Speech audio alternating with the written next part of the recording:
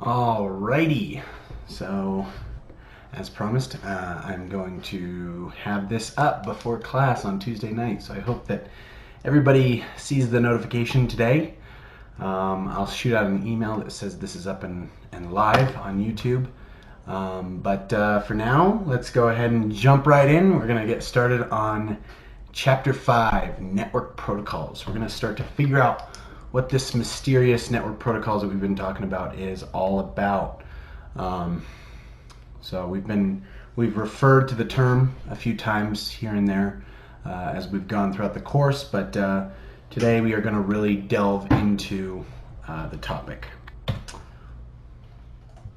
So today's lesson will cover a number of objectives. We're going to look first in this video at describing the purpose of a network protocol, and also at the same time we're going to look at the layers of the TCP/IP architecture, the TCP/IP model. Okay, so we've talked a lot about how networking happens in a layered architecture. We're going to actually assign real names to those layers. We've looked at a layered architecture before, but we never. I gave you kind of an unofficial, just an idea of the network, of the layered architecture of networking without giving you specifics about each layer and an actual name.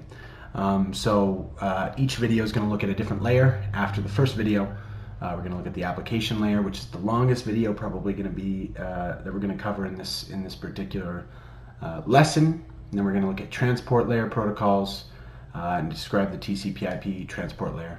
We'll look at internetwork layer protocols, and we'll describe the TCP/IP internetwork layer, and finally network access layer. So that'll make a little bit more sense by the end of this video. So first of all, you might be wondering to yourself, I keep talking about protocols, what does that mean? Of course, protocols is really what it comes down to. It's a language. Okay, we have protocols for the English language, right? You can't just make up your own rules for how to communicate in English, right? We have to agree upon the rules in order for and upon definitions for different things in order for communication to happen. The same thing occurs in computer networking, right? Computers have to agree upon the protocols that they're going to use in order for communication to happen between devices, right? If they don't agree, then no communication can occur. Okay? And so protocols are very simply just the rules and procedures for communication and behavior. And if you want to stretch that definition out to mean what we mean, network protocols would apply rules and procedures for communication behavior in a network. Okay? And oftentimes you can't just use a single protocol for communication. There's going to be several protocols that function along the way in the layered architecture. And when you have multiple protocols working together, working cooperatively with each other, this is known as a protocol suite or a protocol stack. And of course, the most common protocol stack is TCP/IP, Transmission Control Protocol, Internet Protocol. That's actually just two of more than a dozen protocols that communicate or that work together for communication to happen. Okay, we're going to look at sort of how the layers work together here in the next couple of slides, but we've kind of looked at encapsulation in a nutshell, but today we're really going to break it down into what's actually happening and at what layers. There are, up until this point, we've been talking more, well, not totally, but we've been talking more generally about some protocols that can apply to any protocol stack. Not protocols, but technologies and methodologies that would work regardless of the protocol stack. At this point, we're getting more specific to what actually applies to the real world. Pretty much nothing, no architecture is used other than TCP/IP. No protocol stack is used or protocol suite is used other than TCP/IP in modern networking. Up until about the early aughts, early 2000s, TCP/IP had really grabbed hold because it was the protocol of obviously the internet. It's got internet protocol built right in, but it hadn't really totally beat out everybody else until about 2000, and then pretty much everything else was dying, and there were a few remnants here and there. anybody who's been in this industry for any amount of time, or at least touched a computer for any amount of time, you might have heard of IPX, SPX, you might have heard of AppleTalk, you might have heard of NetBEUI, which is still kind of in play in Microsoft networks. You might have even heard of what's the other one? IPX, SPX, which is another protocol suite. That one was very common and popular in the 90s and 80s. But of course, we don't talk about really any of those anymore because TCP/IP is the only network protocol stack that's really in use today. So those are just a few, but we only really go over TCP/IP because that's all that matters by today's standards. But again, TCP/IP is just a bunch of protocols working together at different layers of the communication process. So let's look at what this model looks like. You see, it's a layered architecture, as I've mentioned. And rather than being vague and saying user application and I can't remember what all of the general protocols that we use are off the top of my head, but user application, and then what would be the second one? Right, network software, right, client or server, and then beneath that you have network protocols, right, and then finally network interfaces. Sorry, network interface. So that's sort of our generic. So I'll write those down. We're going to have user application. Right? When we learned about the layered architecture at first, we talked about how each layer is handling data, right? But this gives an actual name to those layers that are beyond just a generic name that can be used with any protocol suite. This is more specific to TCP/IP. So we had user application, network, software, and then network protocols, and finally network interface. Okay, this is that initial sort of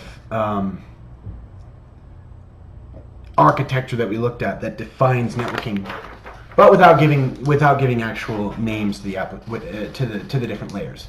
So now, when you're talking about the TCP/IP model, we actually assign names to these layers. So it's application layer, transport layer, internetwork, and network interface and network access. Sometimes you see either one on occasion, but network access is what we use in this class, just to avoid confusion. Okay, so there we have it. You see the corresponding layers now. Okay. So we have user application is synonymous with application. Network software is transport. Network protocols, internetwork.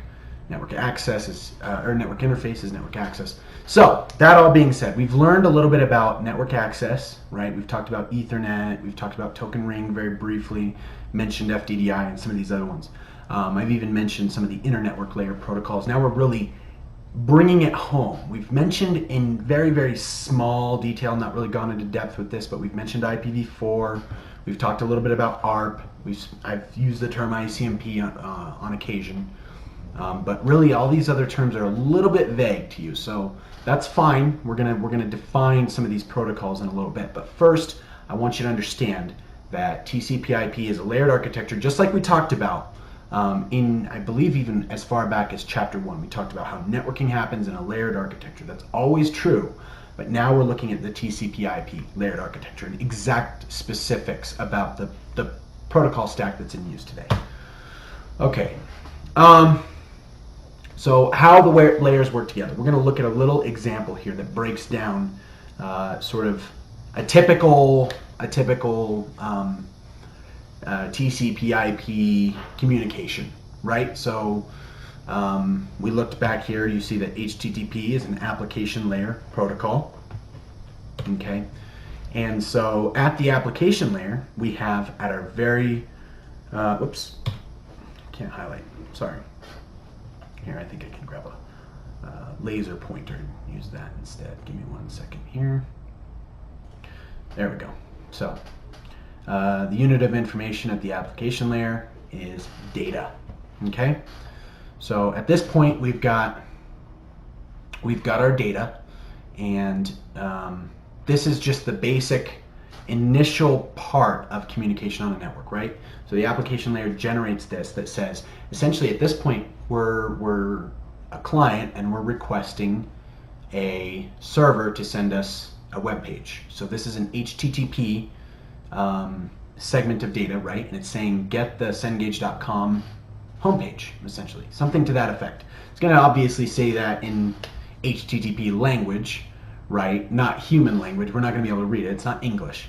But it's going to say that in HTTP protocol language so that the receiving server is going to understand to send that web page back as a response. Okay, so that's at this point, that's all we have, is just a request, okay, for the web page.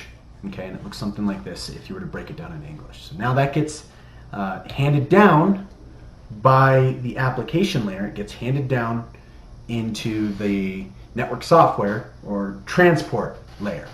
Okay, at this point, it gets its first header. Okay. This is actually part of the encapsulation process, but we'll delve into a little bit more detail about this when we get to the actual TCP/IP, or I'm sorry, the transport layer protocols, and talk about those in depth. But as far as you need to be concerned for now, the first level of encapsulation happens right here. So once this gets a TCP header, it is given some information, some addressing, some transport layer addressing. We remember each time encapsulation happens, some addressing occurs.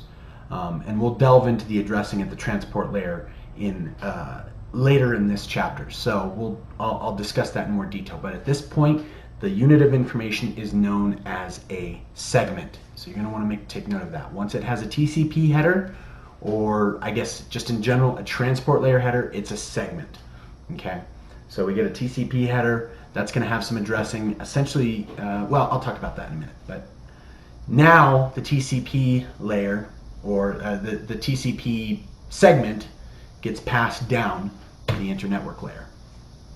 At which point, an IP header gets added on.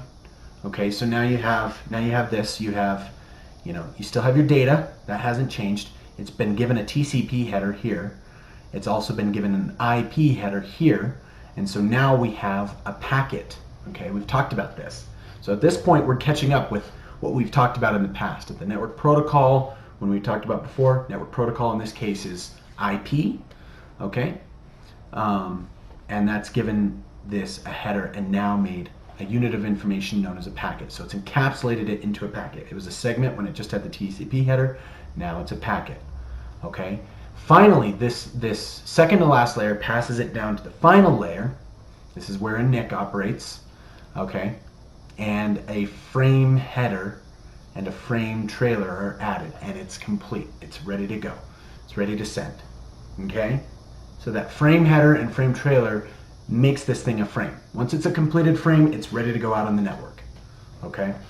And the frame is actually delivered onto the network as bits, ones and zeros represented by either broad or baseband. We're not going to go back into that. That's a previous chapter, but it's represented on the network as electrical impulses of some variety. Okay? And now it's on its way. Of course, I'm going to delve into more detail about the actual communication process later on, but it's on its way to Cengage.com, right? We know that each switch along the way is going to read the frame header to forward it to the correct device, and then each router along the way is going to de-encapsulate the frame, re-encapsulate a new frame, and continue the process of forwarding the data. Okay. So finally, it makes it to a web server who actually gets the request, this right here. This actually makes it all the way up to the user application or the application layer. on the web page, the GetCengage.com homepage, and it says, "Oh, I'm Cengage. I host Cengage.com's website, so I'm going to send the HTTP data back to the requesting client. So I'm a server. I'm going to send this data back to the requesting client, and of course, server processes it and returns that web page." Okay. So that is the layered architecture of TCP/IP in a nutshell.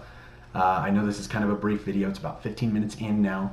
I'm sure you're going to have questions, so come prepared. Write down anything that you're kind of unsure about, and come talk to me tomorrow. Or I guess Tuesday, depending on what day you're watching this. Tuesday, today, or tomorrow, whatever day you're watching this. All right, see you in a minute.